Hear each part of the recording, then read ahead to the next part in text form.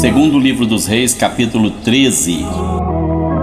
No ano 23 de Joás, filho de Acasias, rei de Judá, começou a reinar Jeoacás, filho de Jeú, sobre Israel em Samaria, e reinou 17 anos. E fez o que era mal aos olhos do Senhor, porque seguiu os pecados de Jeroboão, filho de Nebate, que fez pecar a Israel. Não se apartou deles. Por isso a ira do Senhor se acendeu contra Israel e entregou-os na mão de Hazael, rei da Síria, e na mão de Ben-Hadad, filho de Hazael, todos aqueles dias. Porém Jeoacás suplicou diante da face do Senhor, e o Senhor ouviu, porque viu a opressão de Israel, pois o rei da Síria os oprimia. E o Senhor deu um salvador a Israel, e saíram de sob as mãos dos sírios, e os filhos de Israel habitaram nas suas tendas como no passado. Contudo, não se apartaram dos pecados da casa de Jeroboão, com que fez Israel pecar. Porém ele andou neles, e também o bosque ficou em pé em Samaria. Porque não deixou a Jeoacás do povo, senão só 50 cavaleiros, 10 carros e 10.000 homens de pé, porquanto o rei da Síria os tinha destruído e os tinha feito como pó, trilhando-os. Ora, o mais dos atos de Jeoacás e tudo quanto fez, e o seu poder, porventura não está escrito no livro das crônicas dos reis de Israel? E Jeoacás dormiu com seus pais e o sepultaram em Samaria. E Jeoás, seu filho, reinou em seu lugar. No ano 37 de Joás, rei de Judá, começou a reinar Jeoás, filho de Joacás, sobre Israel em Samaria, e reinou 16 anos. E fez o que era mal aos olhos do Senhor. Não se apartou de nenhum dos pecados de Jeroboão, filho de Nebate, com que fez Israel pecar, porém andou neles. Ora, o mais dos atos de Joás e tudo quanto fez, e o seu poder com que pelejou contra Amazias, rei de Judá, porventura não está escrito no livro das crônicas dos reis de Israel? E Jeoás dormiu com seus pais, e Jeroboão se assentou no seu trono. E Jeoás foi sepultado em Samaria, junto aos reis de Israel. E Eliseu estava doente da enfermidade de que morreu, e Jeoás, rei de Israel, desceu a ele, chorou sobre o seu rosto e disse: meu pai,